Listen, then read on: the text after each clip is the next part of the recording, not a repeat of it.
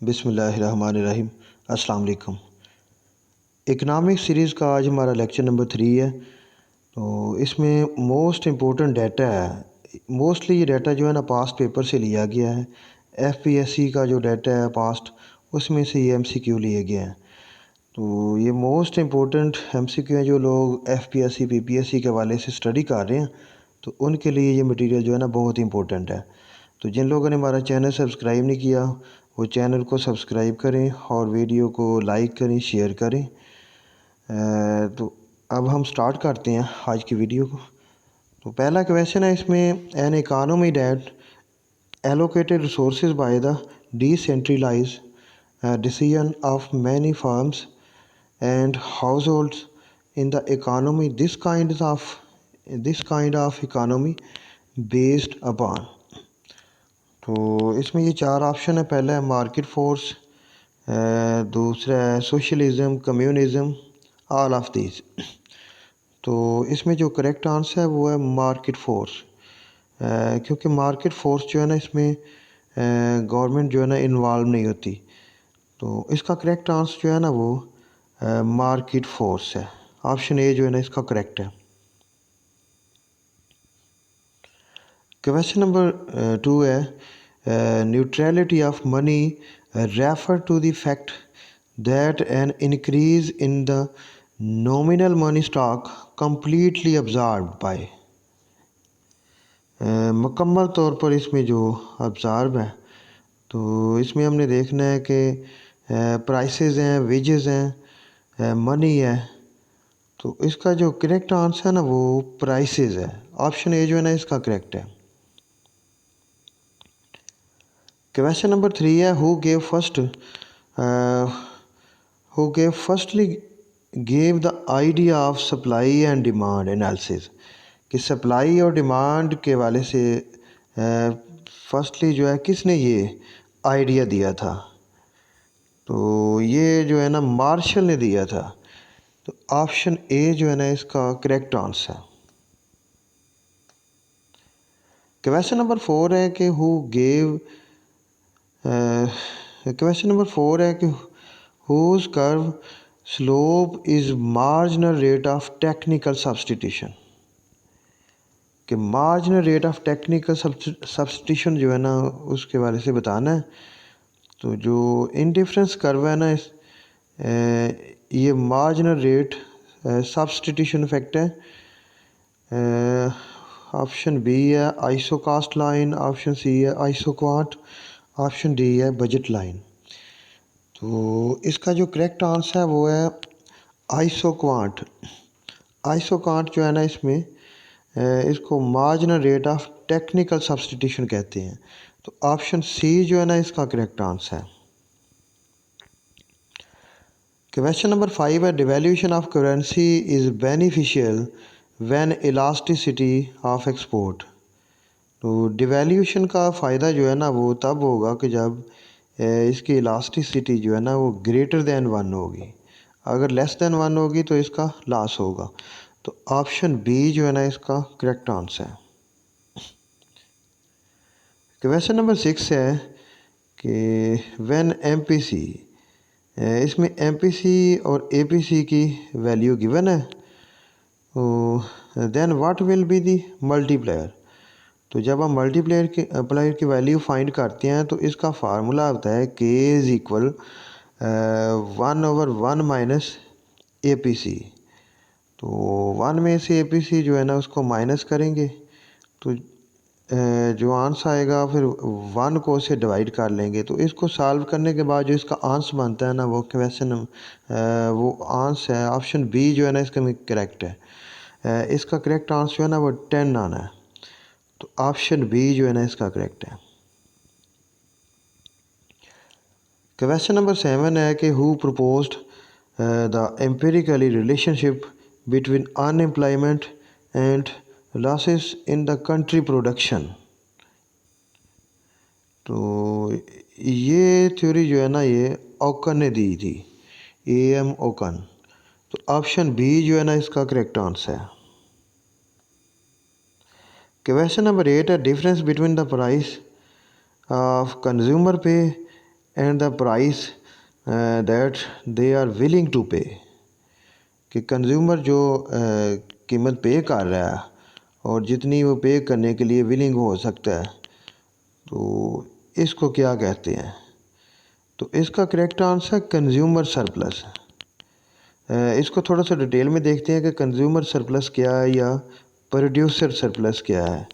तो अगर हम इसको चेक करें तो ये इनकी डेफिनेशन दी हुई है कि this is the difference between what the consumer pays and what he would have been willing to pay. तो अगर हम प्रोड्यूसर सरप्लस की देखें तो इसमें है कि this is the difference between the price a firm receives and the price it would be willing to sell it. ये दोनों की डेफिनेशन भी आप यहाँ से चेक कर सकते हैं। अगर हम इसको ग्राफिकली मज़ीद भी देखें तो ये इसका ग्राफिकली भी आइडिया है कि कंज्यूमर सरप्लस जो है वो एक इक्विलिब्रियम प्राइस जो है ना उस पे वो कीमत जो है वो पे कर रहा है। तो मैक्सिमम जो है ना वो ए पॉइंट तक वो कीमत जो है ना किसी भी चीज़ की वो पे कर सकता है, तो ये कंज्यूमर सरप्लस है। तो जो प्रोड्यूसर सरप्लस है वो इक्विलिब्रियम प्राइस जो है ना पी है उसकी, तो वो कम से कम जो है ना ई पॉइंट तक जो है ना वो किसी चीज़ को फ़रोख्त करने के लिए वो एग्री हो सकता है। तो ग्राफिकली भी अगर हम चेक करना चाहें तो वो यहाँ से चेक कर सकते हैं। क्वेश्चन नंबर 9 है कि हर टीवी सेट परचेज्ड फ्राम हर retail store is an example of. तो ये फाइनल गुड है। ऑप्शन डी जो है ना इसका करेक्ट आंसर है। क्वेश्चन नंबर 10 है कि जीडीपी डिफ्लेटर मेयर। तो जीडीपी जो है ना ये इस मेयर के लिए हम इस्तेमाल करते हैं इन्फ्लेशन के लिए। इसको अगर हम डिटेल में देखें तो ये सीपीआई जो है ना measure to cost of living. अगर हम कास्ट ऑफ लिविंग के लिए मेयर करते हैं तो इसके लिए हम सीपीआई यूज़ करते हैं। तो जीडीपी डिफ्लेटर जो है ना ये इन्फ्लेशन के लिए जो है ना इसको इस्तेमाल किया जाता है। GDP deflator also called implicit price deflator is a mayor of inflation. तो इसमें देखिए तो करेक्ट आंसर जो है ना इन्फ्लेशन है। जीडीपी जो डिफ्लेटर है उसका करेक्ट आंसर जो है ना इन्फ्लेशन। ऑप्शन ए जो है ना इसमें करेक्ट है। क्वेश्चन नंबर 11 है कि when national output rises 20% while at the other hand of inflation rises 10%, what will effect on the economic growth in country. तो नेशनल आउटपुट जो है ना ये 20% है, ज़ाहिर है कि ये ज़्यादा राइज़ कर रही है, तो ऑप्शन बी जो है ना इसमें करेक्ट है।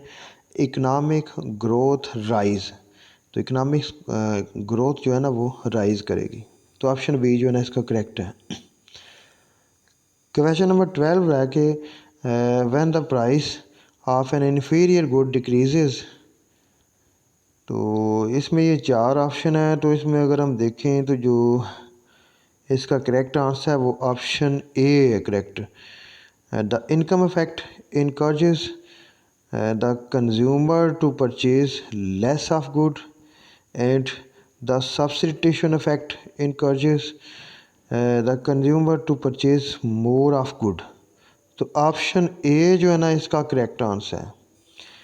नेक्स्ट क्वेश्चन पे हम चलते हैं। क्वेश्चन नंबर 13 है at the point of equilibrium where marginal rate of substitution and budget line should be the same. कि वो कौन सी सिचुएशन है कि जहाँ पे मार्जिनल रेट ऑफ सब्स्टिट्यूशन और बजट लाइन जो है ना वो सेम होते हैं। तो इसमें सफिशिएंट कंडीशन है, नेसेसरी कंडीशन है या बात ए और बी। तो इसमें करेक्ट आंसर जो है ना ए है, necessary condition. Marginal rate of substitution and budget line should be the same, तो इसके लिए नेसेसरी कंडीशन है। तो ऑप्शन ए जो है ना इसका करेक्ट आंसर है। क्वेश्चन नंबर 14 है the relationship between tax rates and amount of tax revenue collected by governments is called। तो इसका करेक्ट आंसर जो है ना ये लेफर कर्व है। लेफर कर्व है ये ना। Relationship between tax rates and amount of tax revenue collected by government is called Laffer curve. तो ऑप्शन ए जो है ना इसका करेक्ट आंसर है 14 का ना। क्वेश्चन नंबर 15 है कि in the 4 factor of production the price of labour and building is called. तो यहाँ पे लेबर नहीं है, लैंड है, इसमें मिस्टेक है। In the 4 factor of production the price of land and building is called. ये लेबर नहीं है, यहाँ पे लैंड आना चाहिए। तो इसका जो करेक्ट आंसर है ना अगर हम देखें तो रेंट है। इसके लिए रेंट पे किया जाता है लैंड और बिल्डिंग के लिए। तो ऑप्शन बी जो है ना इसका करेक्ट आंसर है। नेक्स्ट क्वेश्चन है कि in Pakistan first 5 year plan was started. तो पहला 5 साला जो मंसूबा है वो उसकी डेट जो है ना इसमें चेक करनी है। तो ये 1955 से जो है ना 1960 तक है। तो ऑप्शन बी जो है ना इसका करेक्ट है, option number B. Question number 17 है कि according to Heckscher Ohlin basis of case of international trade is. तो इसमें अगर हम देखें तो ये 4 ऑप्शन है। तो इसमें जो करेक्ट आंसर है difference in factor endowments. Heckscher Ohlin जो थ्योरी दी थी उसमें डिफरेंस इन फैक्टर एंडोमेंट्स। तो ऑप्शन ए जो है ना इसका करेक्ट आंसर है। क्वेश्चन नंबर 18 है in economics the term what to produce means. Economics question allocation of resources market analysis all of above. तो इसमें ऑप्शन बी जो है ना एलोकेशन ऑफ रिसोर्सेज जो है ना ये करेक्ट आंसर है। ऑप्शन बी जो है ना इसका करेक्ट आंसर है। नेक्स्ट क्वेश्चन है कि what is the production function in economics. तो इसमें प्रोडक्शन फंक्शन की अगर हम बात करें तो वो आउटपुट टू इनपुट। तो ऑप्शन बी जो है ना इसका correct answer output to input, ये प्रोडक्शन फंक्शन है। In macro economics when the interest rate fall the output rise. इसमें अगर हम चेक करें तो इन्वेस्टमेंट सेविंग कर्व है यानी कि आईएस कर्व है, और लिक्विडिटी मनी कर्व है। तो लिक्विडिटी मनी ये एलएम कर्व है, ये बात है इसमें ए और बी है। तो अगर हम इसमें चेक करें तो इन macro economics when the interest rate fall, जब इंटरेस्ट रेट कम होता है द आउटपुट राइज। तो इसमें नेगेटिव रिलेशन है। तो इसमें अगर हम देखें तो इन्वेस्टमेंट सेविंग कर्व जो है ना ये आईएस कर्व होता है। तो आईएस कर्व जो है ना इसमें नेगेटिव रिलेशन है। जो एलएम कर्व है उसमें पॉजिटिव रिलेशन है। तो अगर हम क्वेश्चन पे गौर करें तो इसमें नेगेटिव रिलेशन है। When the interest rate fall the output rise. तो इंटरेस्ट रेट फॉल करेगा तो आउटपुट राइज करेगी। तो ऑप्शन ए जो है ना इसमें correct answer investment saving curve. तो ऑप्शन ए जो है ना इसका करेक्ट है। नेक्स्ट क्वेश्चन है कि if a firms desire to more output under monopolistic competition the condition will follow. तो इसमें ये अगर हम कंडीशन चेक करें तो prices are greater than MC, prices are greater than AC. If a firm desire to more output under monopolistic competition, more output जो है ना वो तब होगी कि जब प्राइसेस जो है ना वो एमसी और एसी से ग्रेटर होंगी। तो इसमें ऑप्शन सी जो है ना वो करेक्ट है, बात A and B. Next question है normative analysis of the following. Economy जो है ना वो नॉर्मेटिव और पॉजिटिव है, ये दो इसकी ब्रांचेज हैं। तो इसमें अगर हम देखें तो रिसोर्सेज शुड बी एलोकेटेड। तो ऑप्शन ए जो है ना इसका करेक्ट आंसर है। नॉर्मेटिव के लिए अगर हम देखें तो ये resources should be allocated, option A जो है इसका करेक्ट आंसर है। नेक्स्ट क्वेश्चन है कि when marginal utility is zero the total utility will be. तो जब मार्जिनल यूटिलिटी ज़ीरो होती है तो जिसका टोटल यूटिलिटी है ना, कुल अफादा जिसको आप कहते हैं, तो वो मैक्सिमम होता है। तो ऑप्शन ए जो है ना इसका करेक्ट आंसर है।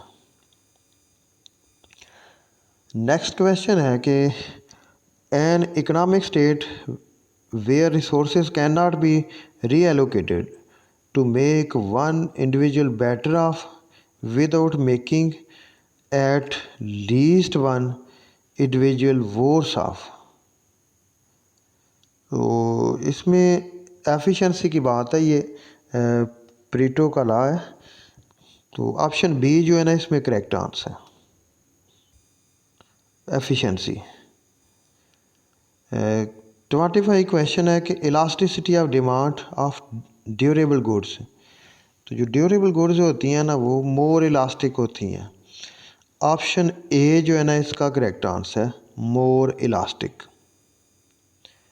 नेक्स्ट क्वेश्चन है, ये एक फंक्शन गिवन है तो इसमें हमने चेक करना है कि ये डिक्रीजिंग रिटर्न टू स्केल है, इंक्रीजिंग रिटर्न टू स्केल है, या कांस्टेंट रिटर्न टू स्केल है। तो इसमें हमने इसकी ना इलास्टिसिटी चेक करनी है, जैसे कि x1 की पावर 2 है, x2 की भी पावर 2 है। तो इसके लिए एक फार्मूला होता है alpha plus beta is equal 1। तो अगर हम दोनों की पावर को ऐड करें तो 1 के बराबर आ जाए तो फिर उसकी इलास्टिसिटी जो है ना वो कांस्टेंट रिटर्न टू स्केल होती है। अगर लेस दैन 1 आए तो उसकी इलास्टिसिटी जो है वो डिक्रीजिंग रिटर्न टू स्केल होती है। तो इसमें अगर हम चेक करें तो x1 की पावर 2 है और x2 की पावर भी 2 है, तो इनको ऐड करें तो ये 4 बनता है, तो ये ग्रेटर दैन 1 है। तो इसका मतलब है कि ये इंक्रीजिंग रिटर्न टू स्केल है। तो ऑप्शन बी जो है ना इसका करेक्ट आंसर है। 27 पे अगर हम देखें तो इट इज़ अ कॉस्ट और benefit caused by a producer that is not financially incurred or received by that producer। तो इस पे अगर हम गौर करें तो इसमें ऑप्शन ए एक्सटर्नलिटी है, ऑप्शन बी एफिशिएंसी। तो इसका जो करेक्ट आंसर है ना वो एक्सटर्नलिटी है। ऑप्शन ए जो है ना इसका करेक्ट आंसर है। नेक्स्ट क्वेश्चन है कि whose economist in this statement staggering of which decision impose strong limits on how fast disinflation। तो ये थ्योरी जो है ना टेलर ने दी थी। ऑप्शन ए जो है ना इसका करेक्ट आंसर है। क्वेश्चन नंबर 29 है, which factor is used for social discount rate.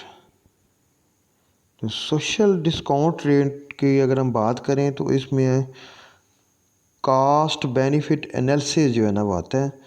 तो ऑप्शन बी जो है ना इसका करेक्ट आंसर है, कास्ट बेनिफिट एनालिसिस।